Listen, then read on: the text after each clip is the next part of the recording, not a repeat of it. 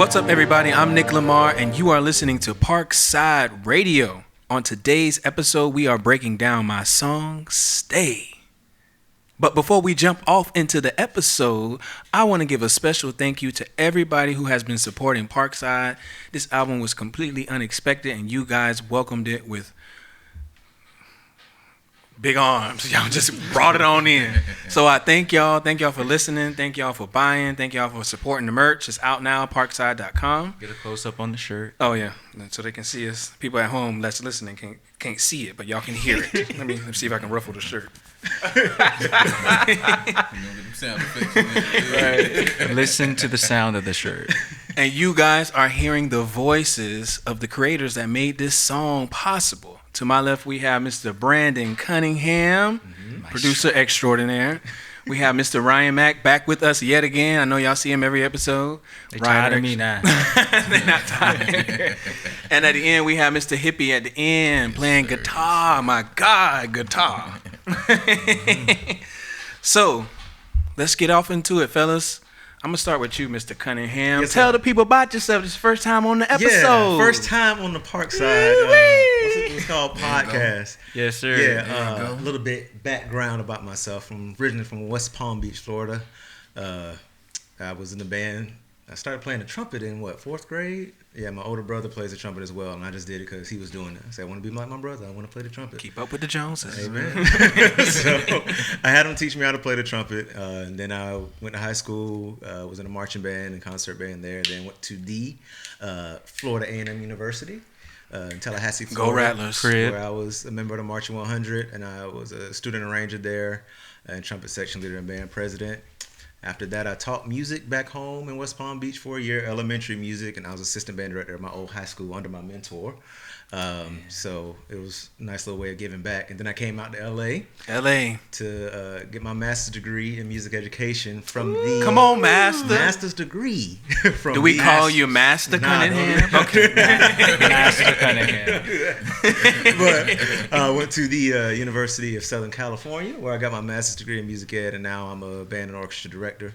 And on this particular song, I'm a co-writer as well as producer.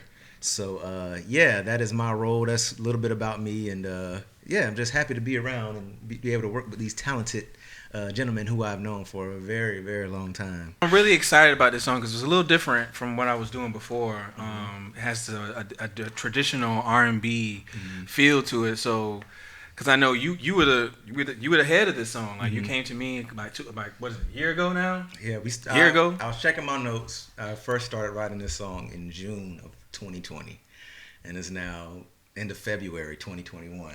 So it's almost been about a year, like 9 or 10 months now. Okay. Yep. So I want you to kind of walk me through, what was the space you were in when you first initially got that initial idea before you reached out to all of us? Yeah. So I think I started with the music. Like I was just, creating music or whatnot, and I didn't do anything with it. I just kind of let it sit. And then one day, I was having a conversation with a friend, and we were just kind of like reflecting on life and talking about, there's a quote that says, people won't always remember what you did, but they'll always remember how you made them feel. So with that in mind, like the first words of the song came to me, do you smile when you think of me? Because like when I think about my impact on people and the relationships that I have with people, friendships or whatnot, business relationships, any type of relationships, I just want people to be able to, when they think of me and they reflect on our relationships, to be able to smile and say, yeah, I enjoyed my experience with him. He treated me well. Granted, we all make mistakes and we won't be able to please everybody. But that was just the first thing that came to mind. Do you smile when you think of me? And then from there, I don't know, it just kind of came out to be this whole relationship breakup song where the guy's trying to hold on to a relationship where the girl wants to leave. Because I felt like there were not a lot of songs out that really dealt with the idea of male vulnerability in a song, right? True. So, that's real. A lot of songs are like, I don't want you. If you want to move on, then whatever, do your thing. But it's just like, it's cool. It's okay for men to be vulnerable and emotional. You know what I'm saying? That's right. I think because we don't really address that in ourselves. That's why you have people who don't know how to control and manage their emotions. Like, it's okay to feel emotions and everything, but if you don't necessarily know how to deal with it and manage it, then that's when we have issues. So this song is kind of like coming from that space of the perspective of a vulnerable, like, male voice. So from there, it kind of turned into, do you smile when you think of me? And then it said, if you do, reconsider things. Like, don't leave me. You know what I mean? And then the hook, It's good writing, brother. Right, God bless you. God bless you. Thank you, sir. Thank you. God bless you. For sure.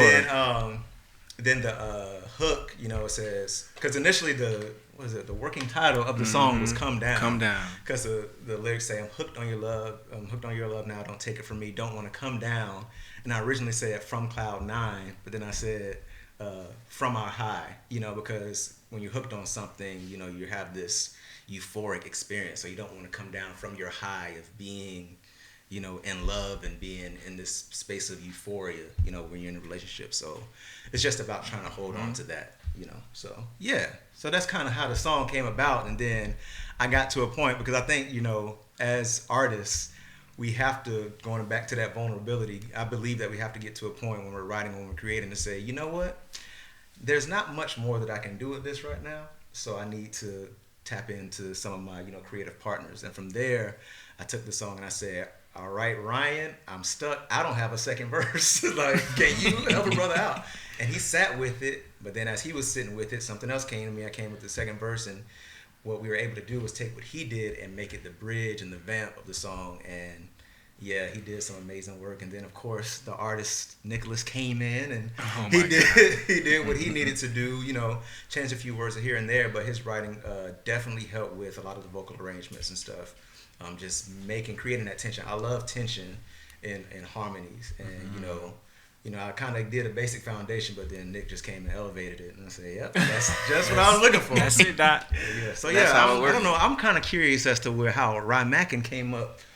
Well, we call him Ryan Mackin. His name is Ryan. That's his Instagram name. My Instagram name, guys. Follow me. Follow him on Instagram, Ryan Mackin. But that's a plug. Yeah. So yeah, Ryan Mackin is kind of a hidden gem within the House of M. That rhymed, man. But yeah, so yeah, I don't know. Maybe I know Nick is moderating, but I'm just kind of curious to know what led you to come up with those words, that you came up with. Tequila. No, I'm just. I know that's right. He's not. He not playing. He not playing. But no, I think you laid an amazing foundation for creativity, for sure. When I first heard it, the first thing I got a sense of was just this yearning for something. So that's basically what the symbol or the muse that I used for how I decided to approach the part that I did create. But I mean, this is your baby for sure. I just put a little, a little salt in there for sure. He being modest, y'all. He being modest. Yeah, he really took it to church on his part, man. I don't know that. It felt like a gospel element, which is kind of like. Well, yeah, I'm of the church, so I'm kidding. But I grew up trying to get him back in. I grew up in the church, so I can't bring him back to the church. Can't fight that. Bring him back. Bring him back. Touch your neighbor and say, "I'm just kidding." Oh my gosh! I was just about to do it too. There's nobody right here.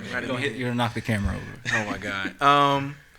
Yeah, this was a great song. I like from a writing and arrangement perspective. This is the first time we had three different styles, and so we were able to kind of blend those styles onto one record this time. And I thought it really turned out well. Didn't you? I believe so. Yeah, I think so. I think it turned out. I mean, I heard it the other day and I was blown away. Like I hadn't heard it before, but it was different. Mostly because this guy to my left, you're right. Yeah. I don't even know this. When I heard Hipi get on the track and I heard the guitar on the track, like a real guitar on the track. Right. There is a distinction between the fake instruments and the real ones. Yes. And when you get somebody in the studio that can really play an instrument, you hear me? It is unmatched for sure. So when I heard that part, it was a done deal. It was crazy. Right. What did Lil Webby say? Hipi, the God. Oh my gosh. But yeah. Because I remember oh my God. Because we were listening to the song. Oh my gosh. Stupid.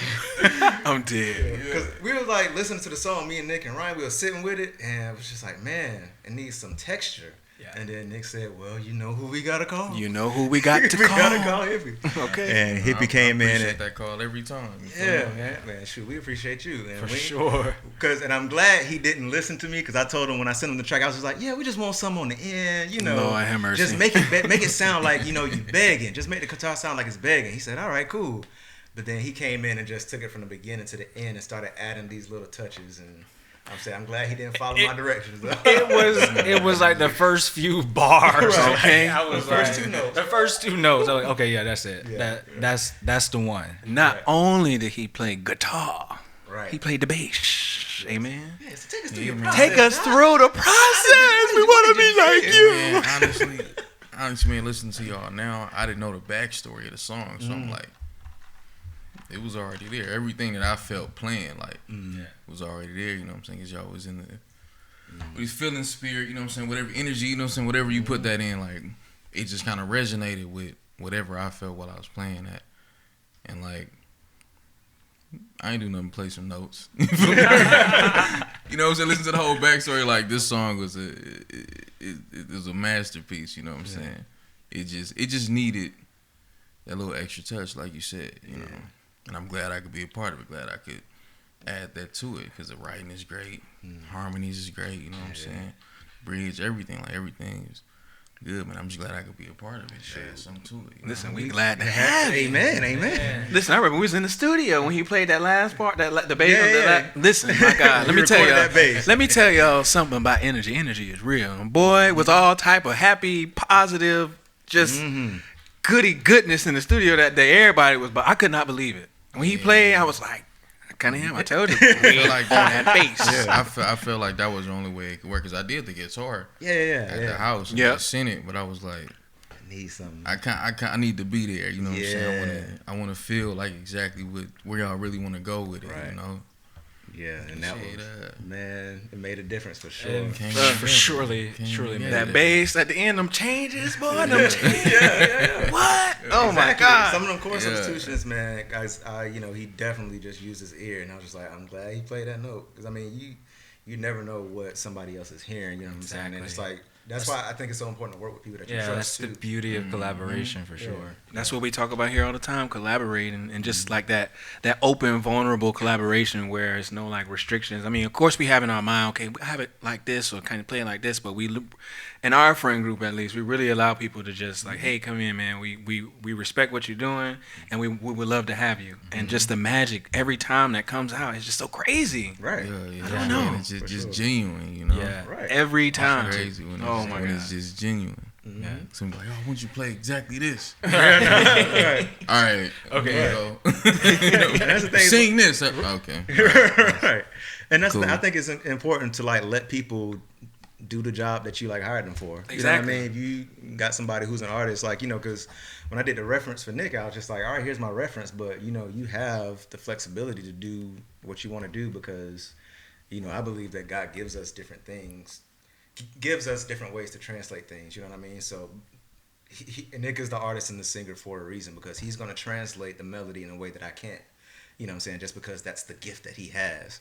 And he also has the gift of patience, which I'm grateful for, because the song would not really be in its state, you know, had it not been for Nick saying, like, you know, it's not right. Because it's just like, you know, because we were thinking about doing this as a Christmas release. Yes. It's just like he wanted to do a Christmas single. It's like, yeah, it I has that really cold, like that idea. Yeah. Because it has like a cold and like, not cold like harsh, but like a cold like chilly feeling where it kind of makes Snuggly. you snuggle up. You know what I mean? Yeah. Snowed Like, yeah, in, it's a good exactly. Christmas song. Fireplace. Exactly. But Right. people can be snowed in, turn that AC on, Right. crank it down to 60. I think most of the country was snowed in when we That's were right. That's right. In Texas.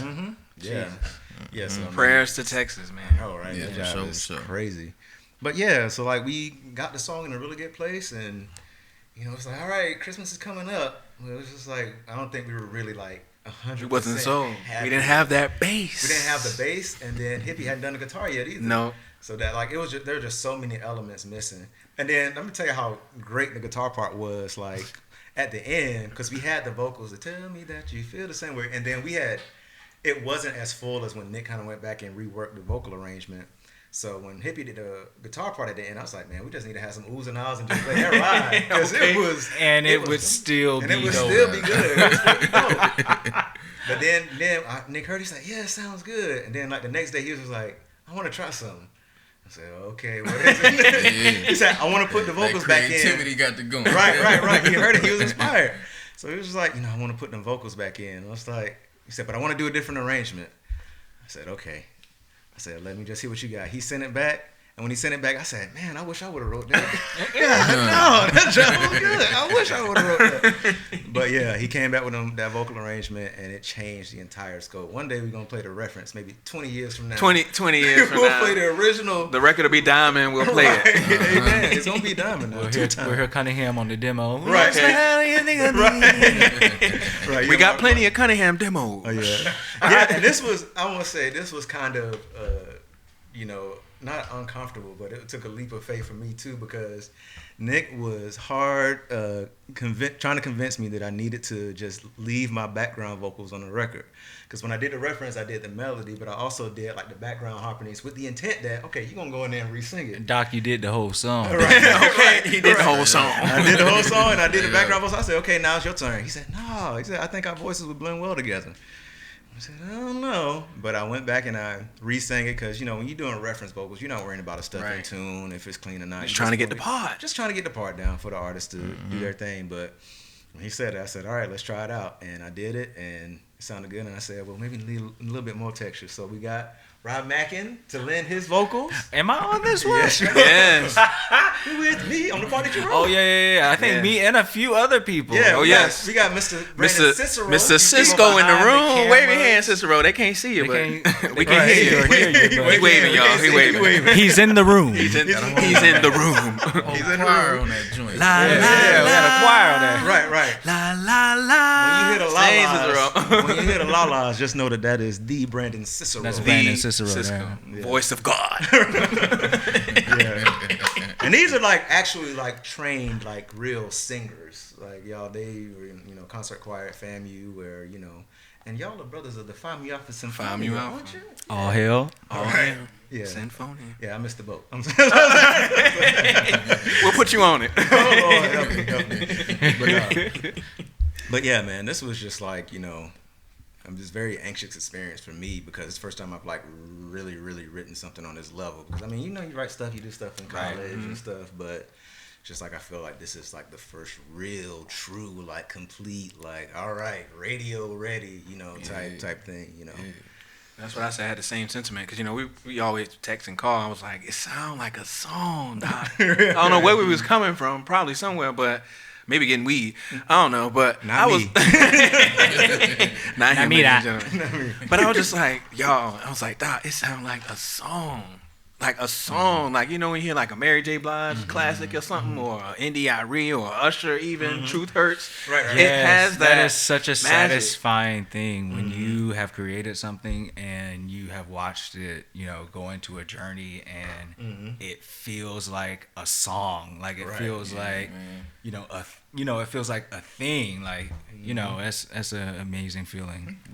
When you can sit back and just listen to it as a listener. Yeah, for It's sure. good. It's not even biased. I was on it.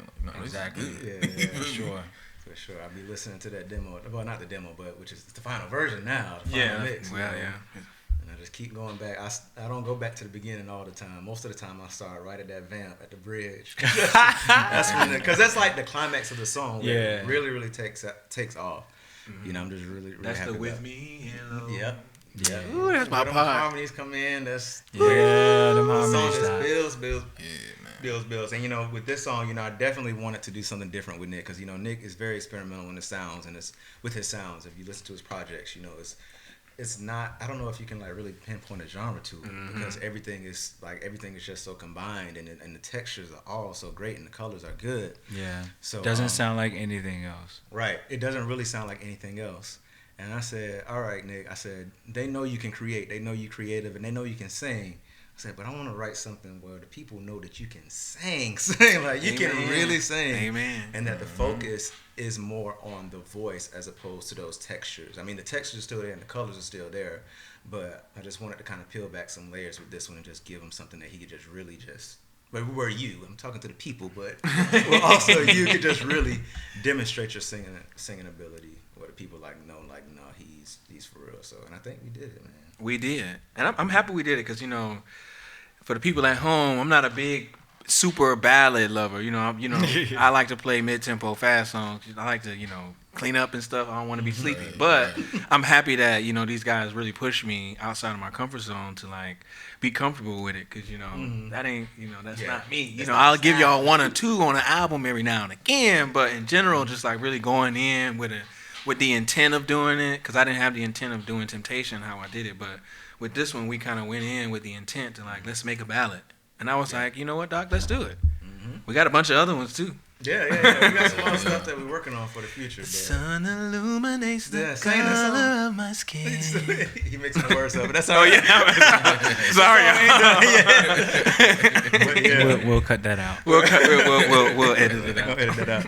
No, you can leave it in. You can leave it in. Speaking of ballads, what are some of y'all favorite ballads? Like, if you had to pick one. So many. Man, the ballad, one of the most underrated ballads I think ever in life. I'll go to I'll do my favorite first. I'll start with my most underrated. Underrated is "Angel of Mine" by Monica. That's one of my favorite ballads of all time. Like, she's singing, the colors, the textures, the way the song builds. And in a way, it's like repetitive, but it's not, because something changes with every stanza, or every time that she sings, she adds a different element. But I think, personally, the greatest song, my favorite song of all time, period, is a ballad. "Overjoyed" Stevie Wonder. Like, the writing, the musical composition, his voice, like, to me, that is the undefeated ballad, #1 song of all time. So when I think of ballads, I think of, like, "Overjoyed" in terms of, like, my writing style and how you want to use certain metaphors and things. Like, that's my, like, go-to. And then, yeah. It's just like the simplicity, I think, of "Angel of Mine" is what I like, because the words aren't too intricate. Just very simple words. When I first saw you, I already knew. How simple is that? But it's so powerful. They was playing that in Sam's Club. We went shopping. Right. But yeah, so like that's why, like, when I was writing like that first part of "Stay," I was just like, I want to make sure, I want to do something simple but like impactful. So I think the word, it starts off, "Do you smile when you think of me? If you do, reconsider things. We can be each other's sweetest thing." Like, I think it's so simple, but usually the best songs are like that. "Overjoyed." Yeah. Over time, I've been building my castle of love. Y'all know I actually auditioned for American Idol with that song when I was 17 in Orlando. I didn't know how to sing. I didn't have none of this. I didn't even know how to harmonize. I auditioned with that song, and I made it to the top 75, y'all. Yes, sir. And that's something Stevie Wonder will take you there. Man, he will take you there. All right. I done did enough talking. What's your ballad, Ryan Mack, what's your favorite ballad? Oh, Lord, this is hard. There you go. So I would have to say my favorite ballad is "Babyface," "Every Time I Close My Eyes." Yeah. And #2 would probably be "Incomplete," Cisco. Oh, that's a good one. I like it. I like that one. Yeah. Very good. Yeah, I'm thinking of mine now. Cisco has some joints. Cisco has some. That's not a ballad, but it's a good. That's not a ballad, but it's a pop ballad. It's a pop. It's not a ballad, but it's a hit. Yeah, it's that hit. stick For sure, like for sure. grits. Mr. Hippie, what's your favorite ballads? Man, I'm kind of in the same mindset as Ryan over here. I can't think of the actual name of the song. Yeah, it's hard. But it's Donny Hathaway. So honestly, anything Donny Hathaway. A song for you? It ain't that one, is it? It is. It is. That's the it. one. That's the one. That's a good my one. favorite ballad of all time. I love that song. Amazing song. I love that. Man, his voice, man, was And just like what he was saying, just it took you there. Like you was like, wow. Yeah. Yeah. He was amazing. I love you in a place where there's no space or time. What? You know what I'm saying? Who thinks of that? You know what I'm saying? Who's writing that? Who said that? I feel like a lot of rappers now try to copy like the cleverness of songwriters, you know. Yeah. Which is like, it's craft. Like that's where it really came from. Just It did. For sure. the beauty of taking words and saying it in a way that nobody else really thinks of. True It's poetry. art, for real. Yeah, for sure. Let me see what my favorite ballads. Y'all know I don't have a whole bunch of them, but I do. I listen to a lot of songs. Y'all listen to everything. I would say my favorite one is my latest greatest inspiration, Teddy Pendergrass. Y'all know I love me some Teddy. Voice. Let me tell you something. I love me some Teddy Pendergrass. That's another voice. That is. I've been so many places, seen so many things, but none quite as lovely as you. Sing the song. That's it, Sing the Doc. song. More beautiful than a Mona Lisa, worth more than gold, but none. I mean, I ain't gonna stop. I like Teddy Pendergrass, man. I grew up listening to him. Like, it's crazy, like, cause I used to think like I didn't grow up listening to a lot of guy singers, but I had to think back. I'm like, nah, Teddy Pendergrass been there since the beginning. My God, my dad, my mama, everybody. Oh yeah. What would a second one be? I don't know. What's that there? Let me see. I'll do an Amy Winehouse one. I know what mine is. It's a bunch of them. Back to Black. Back to Black is a good Yeah, one. that's my favorite one. Back to Black. I would say my favorite from her is the cover that she did called "There Is No Greater Love" Yeah. from Frank. Yeah. Oh, based on Frank Sinatra. But Right. yes, I love that song. There is no greater love. Yes, that's my song. Yeah. Rest in peace to Amy. Rest in peace, Amy. Actually, me and Ryan was together when Amy Winehouse died. You was going to the studio to record, and he was like, your favorite just died or something like that. I was like, huh? He was like, yeah, Amy Winehouse died. You playing? We got to the studio to my homie crib, and she was gone. I was like, no, Amy Winehouse. But that's okay. She's still around in her music. Still around in her music. That's right. This has been a great episode, guys. I had fun. I really enjoyed myself. I did too. Before we get up out of here, was there anything unexpected, like an unexpected lesson that you gotta learn in this process, or just something in general, like that you kind of like honed in on, or revisited on this process? Well, for me, I think it was really learning to kind of like let go and surrender things. Because like I'm very like particular and almost a perfectionist in what I do. So it's just like, oh, this ain't right. I'm trying to figure stuff out. The word's not coming. And you get frustrated. And I think that my lesson was just like, look, you can't do everything. Like you can do a lot of things, but you can't do everything. And sometimes, maybe it's not that you can't do everything, but things are better when you do them together. What they say, like, if you want to get there fast, go by yourself. But if you want to get there, what? I forget what the saying is. Y'all know what I'm talking about. They know. Yeah. Y'all know what I'm talking about. I couldn't finish it for you. Right. Clock out for me. Right. But anyway, long story short, if you want a quality product, don't be afraid of collaboration, and just know when to get out your own way, and just, at some point you kind of have to surrender it and play off of other people, because there are people out there who can do things that you can't do, and you can do things that other people can't do. So, you gotta have, you gotta be able to collaborate and, be able to fill in those gaps. And when you do, man, you get a song like Stay, where it's just like, I knew it was gonna be something, but I ain't know it was gonna be this. Okay, I ain't know it was gonna be this. But my goodness, I be playing it all the time. But yeah, I'm just really happy with the way that it turned out. Any unexpected lessons? Yes. Insights? I guess one takeaway is that what may seem insignificant to you could be very significant to someone else. So, something that you may have created, in your own, closet that you feel is, not good enough or not worthy of, sharing it with other people, or, offering what you have. What you feel is insignificant may mean the world to someone else. So don't doubt yourself, and just keep pushing. Every time, keep pushing. Amen. Mr. Hipi? Man, one thing, one of the homies used to say, I had this band called Ear Candy in college. And one thing like we would always go by is bless the groove. You know what I'm saying? Don't take away from it. Don't add too much. Just like, you hear what's there. You hear what's being laid down. Like, just bless the groove. You know what I'm saying? That goes for a ballad. That goes for a work relationship. Whatever the groove is, you know what I'm saying, bless it. Don't do too much with it. And that's just one thing that I go by, working records. And I definitely had that on my mind working on this one.